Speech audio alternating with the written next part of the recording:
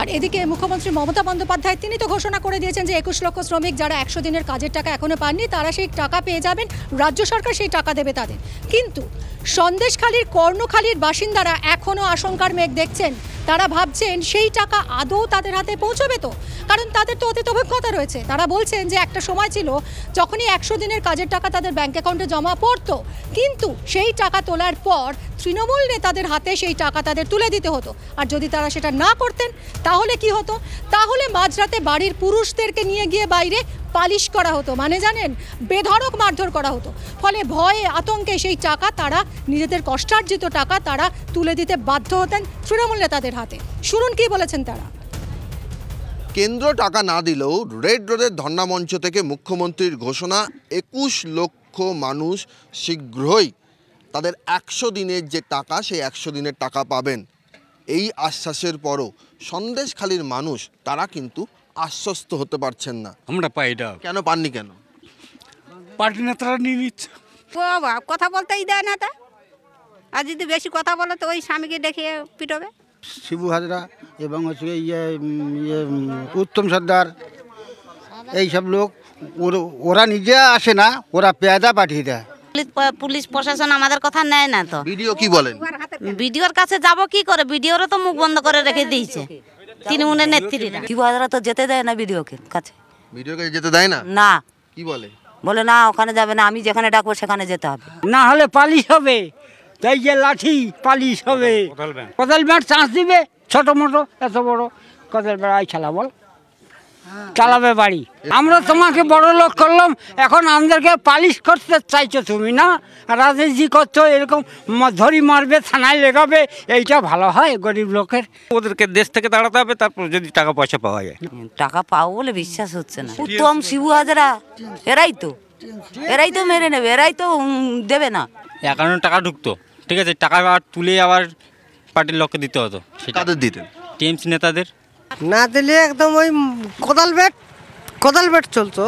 বিশাল বস্তা চোখে থেকে জল পড়ে টাকা পেলাম না আজকে, কিসের জন্য পাবো না?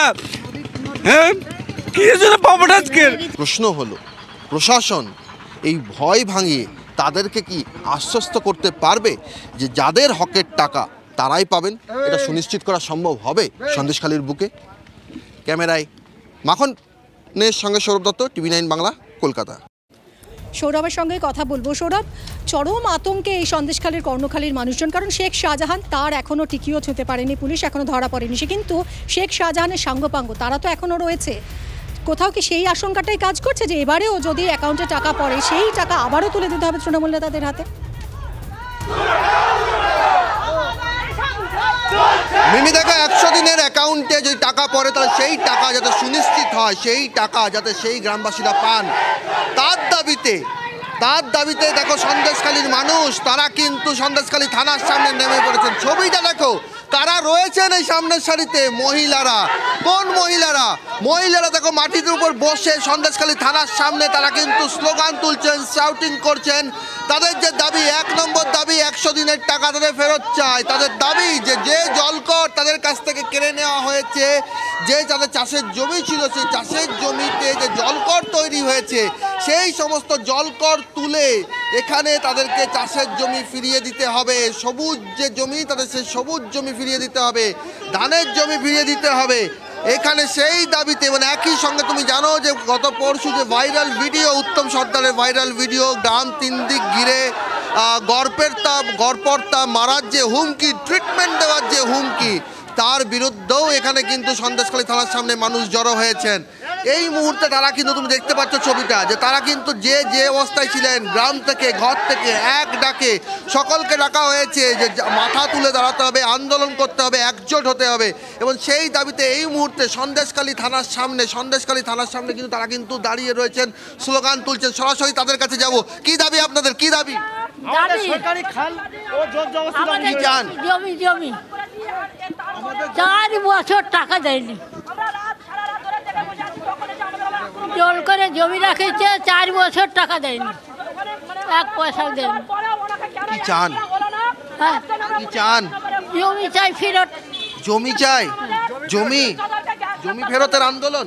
হ্যাঁ জমি ফেরতের আন্দোলন আপনাদের? হ্যাঁ হ্যাঁ বাবা হ্যাঁ কৃষি জমি ফেরতের আন্দোলন? হ্যাঁ সেই জমি কে নিয়েছে? উত্তম সর্দার লিজ কারা নিয়েছে? কারা নিয়েছে জমি? শিবু হাজরা জোর করে নিয়েছে, জোর করে জল ঘর করছে, আর বাড়ি ঘর দর ভেঙে দিচ্ছে, বাড়িতে জল উঠে যায়, জোয়ার উঠলে নদীর জল জোয়ার উঠলে তখন বাড়ি ঘর দরে জল উঠে যায়। 100 দিনের টাকা পান না? কি হয় টাকা? কি হয়? কি হয় সমস্ত বাবুদের পকেটে যায়, বাবুদের পকেটে। বাবু কারা? বাবু কারা? আর এখানকার নেতা উত্তম সর্দার, শিবু হাজরা, আরো বড় বড় নেতা আছে যারা তাদের পকেটে। সাজান শেখ ঘরে যেগুলো ঘর আবাসন যোজনার যে ঘরগুলো সেগুলো গরিব মানুষের নামে এসে তাদের অ্যাকাউন্টে টাকাগুলো ঢুকে যাচ্ছে।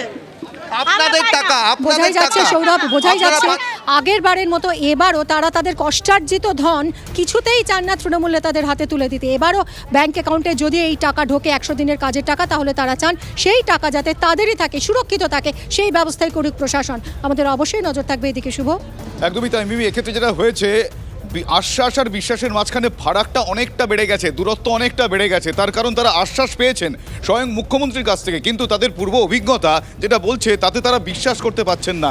3 বছর ধরে তাদের হাজার হাজার টাকা বকেয়া পড়ে রয়েছে। তারা ভাবছেন আদৌ 21শে ফেব্রুয়ারি আন্তর্জাতিক ভাষা দিবসের দিন তাদের অ্যাকাউন্টে টাকা ঢুকবে তো?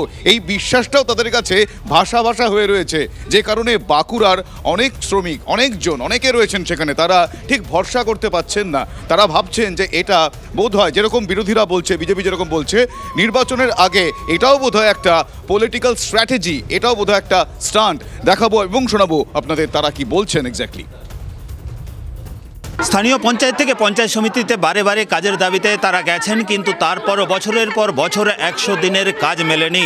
যে পাওনা রয়েছে সেই পাওনাও মেলেনি। বারংবার তারা সেই পাওনার দাবিতে তারা পঞ্চায়েত থেকে পঞ্চায়েত সমিতি সর্বত্র দাবি জানিয়েছেন, কিন্তু সেই পাওনা টাকা আজও মেলেনি। সে তো বলছে দিব কিন্তু কই আমাদের অ্যাকাউন্টে বহু টাকা ঢুকে না, জব কার্ডও পয়সা ঢুকে না। কখন আর দিবে? মানুষগুলো মরে গেলে দিবে কি? আমরা কাজ চাই, টাকা চাই আমরা টাকা চাই। অতদিন না কাজ নাই, পয়সা দিতে আগে আমার ঘর করে দাও। আমি এই মেলায় থাকি, এই সাজা কলেজে চলুন ঘর দেখে আসবে, চলুন। আর আমাদের অবস্থা দেখুন, সরকার, এই সরকার মানুষকে মেরে সরকারি করতে খুঁজছে। ফের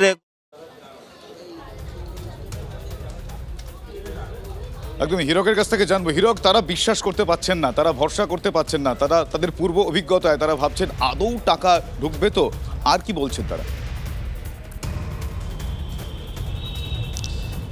একেবারেই দেখো, এই বিশ্বাস এবং ভরসার মাঝে কোথাও যেন একটা বড় সড়ো ফারাক তৈরি হয়েছে। কারণ এই শ্রমিকরা যারা 3 বছর আগে 100 দিনের প্রকল্পে কাজ করেছেন, তাদের হাজার হাজার টাকা বকেয়া রয়েছে। বারে বারে প্রতিশ্রুতি মিলেছে, কখনো ব্লক স্তর থেকে, কখনো পঞ্চায়েত স্তর থেকে, আবার কখনো রাজ্যের একেবারে সর্বোচ্চ স্তর থেকে প্রতিশ্রুতি মিলেছে, কিন্তু পাওনা টাকা যা তাদের হাজার হাজার টাকা যা গত কয়েক বছর ধরে পড়ে রয়েছে, সেই টাকা আদৌ তাদের মেলেনি। ফের একবার মুখ্যমন্ত্রী ঘোষণা করেছেন যে 21শে ফেব্রুয়ারি সেই টাকা দেওয়া হবে, বকেয়া টাকা পাইয়ে দেওয়া হবে শ্রমিকদের। কিন্তু এবার কি টাকা মিলবে, এই প্রশ্নটাই কিন্তু এই মুহূর্তে বাঁকুড়া জেলার হাজার হাজার 100 দিনের প্রকল্পের যারা শ্রমিক রয়েছে তাদের মধ্যে দেখা দিয়েছে। তারা বিশ্বাসই করতে পারছেন না যে একদমই তাই, তাদের এই বিশ্বাস বাস্তবায়নের পথ দেখবে কিনা, মুখ দেখবে কিনা বলা ভালো। তারা ভরসা করতে পারবেন কিনা 21শে ফেব্রুয়ারির আগে হয়তো বলা যাবে না, কিন্তু আমরা আশা রাখবো তাদের অ্যাকাউন্টে টাকা ঢুকবে।